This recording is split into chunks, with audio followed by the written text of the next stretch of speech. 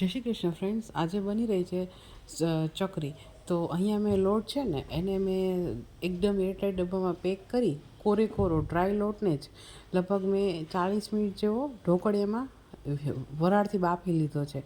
અહીંયા કંઈ પણ પાણી કે એવું નથી નાખવાનું અને આપણે બાફી લઈશું. હવે આપણે એક મિક્સરના જારમાં આદું અને લીલી મરચી, સુરતી મરચી તીખી આવે ને એનો ટેસ્ટ આમાં ખૂબ જ સરસ આવે છે. એને વાટી લઈશું. હવે મેં મગની દાળ છે ને, એક વાટકી મગની દાળને મેં 4 કલાક પહેલાં પલાળેલી હતી અને આવી સોફ્ટ થઈ ગઈ ને એટલે એને એકદમ મસ્ત પેસ્ટ બનાવી દેવાની છે. હવે આપણો લોટ છે ને એને ચાળી નાખીશું ને એટલે એકદમ સરસ મજાનો લોટ થઈ જશે. આ ચકરી છે ને આવી રીતે કરશું ને તો ખૂબ જ સોફ્ટ થાય છે. ઘઉંનો લોટ જ ઝીણો જ લીધેલો છે.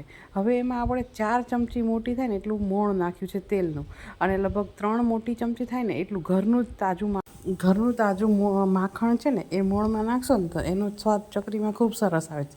સાથે આપણે અહીંયા હળદર, લાલ મરચું પાવડર, સાથે આપણે એમાં હિંગ એડ કરી દઈશું અને સાથે જે આપણે આદુ મરચાંની પેસ્ટ એડ કરેલી બનાવી હતી એ એડ કરી દઈશું.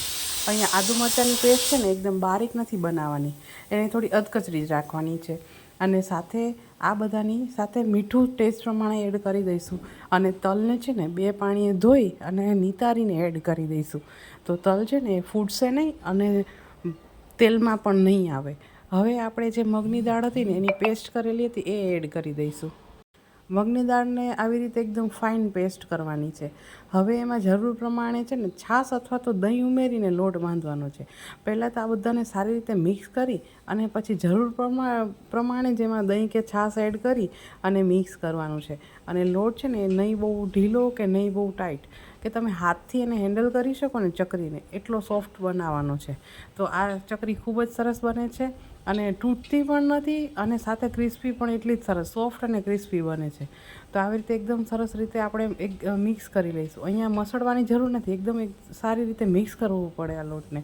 આવી રીતે આપણે મિક્સ કરતા જઈશું અને પછી એને રાખી દઈશું. આને રેસ્ટ આપવાની જરૂર નથી. લોટ તમારો જો મિક્સ થઈ જાય ને ત્યારબાદ આપણે સીધા એને સંચામાં જ આપણે લઈ લઈશું. અત્યારે જો માપની વાત કરીએ ને, અહીંયા તમે 1 વાટકી જો મગની દાળ લેતા હોય ને તો 2 વાટકી ઘઉંનો લોટ લેવાનો છે.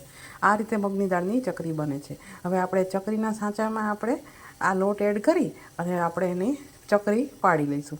તો ચકરી પાડવી ખૂબ જ ઇઝી છે. જો તમે જોઈ શકો છો આવી રીતે પાડી અને ફટાફટ રાઉન્ડ કરી શકાય છે. અને જો તમારો લોટ જેટલો સારો બાંધશો ને એટલી જ ચકરી તમારી ઇઝીલી હેન્ડલ થશે. તમે જોઈ શકો છો એકદમ સરસલી. અને જ્યારે લાસ્ટમાં આપણે આવી રીતે કરતા જઈએ અને સરસ મજાની એવી આપણી ચકરી રેડી છે. હવે આ ચકરીને છે ને મીડિયમ ફ્લેમ, એકવાર તેલ આવી જાય ને પછી મીડિયમ ફ્લેમ પર જ આપણે એને ફ્રાય કરવાની છે. નહીં લો ફ્લેમ પર કે નહીં હાઈ ફ્લેમ પર, મીડિયમ ટુ હાઈ ફ્લેમવાળી સાઈડ પર જ આપણે એને ફ્રાય કરીશું. જો તમે સ્લો ફ્લેમ પર ફ્રાય કરશો ને તો એ ચકરી ક્યારેક તૂટી જતી હોય છે. તો આ રીતે તમે ચકરી બનાવશો ને તો તમારી ચકરી ખૂબ જ સરસ બનશે. અને આવી રીતે આપણે પાડી બધી ચકરી અને એને સાથે સાથે આપણે ફ્રાય કરતા જઈશું. અને તમે જોઈ શકો બહુ જ ઇઝીલી થશે. અને એક બાજુ થોડી ગોલ્ડન થઈ જાય ને ત્યાર પછી આપણે એને પલટાવી દઈશું. આવી રીતે પલટાવતા આખી ચકરી આપણે ગોલ્ડન થાય ને ત્યાં સુધી આપણે એને ફ્રાય કરી લઈશું. અને તમે જોઈ શકો છો આવી રીતે કરીએ છીએ ને તો જરાય ચકરી વિખાતી નથી કે તૂટતી નથી. એકદમ સરસ આખી એવી આપણી ચકરી રેડી છે. અને તમે જોઈ શકો છો એ કૂક થયા પછી એકદમ ઇઝીલી તૂટે એવી થઈ ગઈ છે. તો તૈયાર છે આપણી ચકરી. કેવી લાગી આજની રેસીપી?